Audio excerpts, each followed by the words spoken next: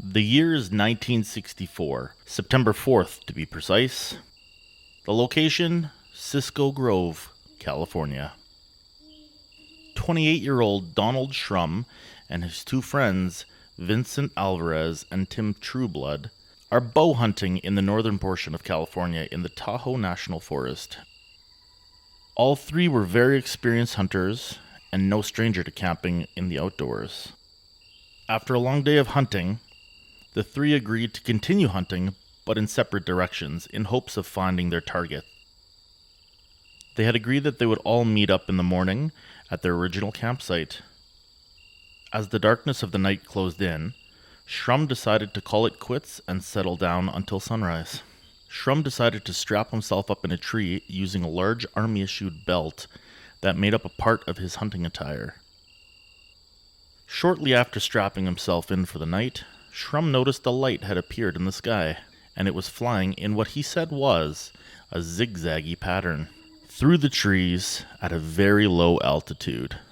Shrum thought the light was a helicopter organized by his fellow hunters, Alvarez and Trueblood, fearing that he might be missing. Shrum released the belt that was holding him securely to the tree and fired 3 of his flares to aid in his retrieval. He started waving his arms and shouting to help the searchers even more. As the light came closer, Shrum realized that the craft wasn't a helicopter at all. As he stood there, the light stopped around 150 feet from him. Shrum climbed back up the tree and readied his weapon, a bow and some arrows. As he watched, 3 humanoid creatures exited the craft and started to walk towards his location. As they got closer, Shrum was able to see that, while 2 of the creatures were in fact humanoid, the third was much more robot-like. The 2 humanoid creatures approached and started to shake the tree, presumably to make Shrum fall. Shrum held on tightly, and the robotic one approached and released an acrid white smoke from its mouth. As Shrum would go on to explain, the smoke knocked him unconscious for a short time. Upon regaining consciousness, Shrum managed to shoot an arrow at the robot.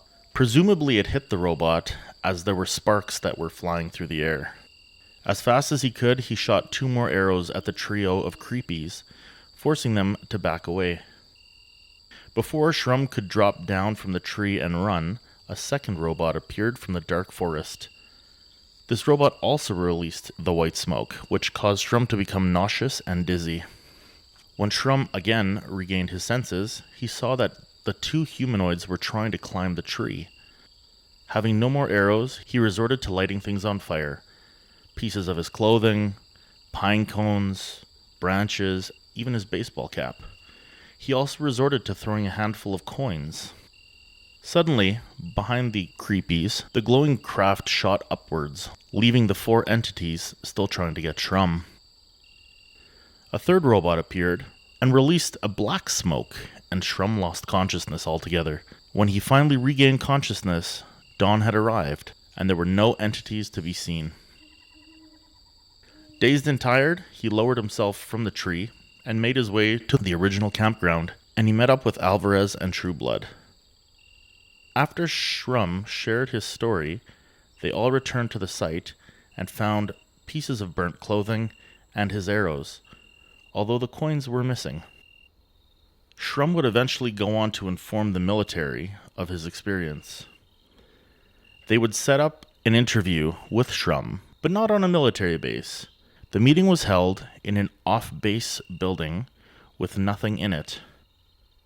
The military also confiscated all of the arrows, leaving no real proof of the experience except for the bizarre story.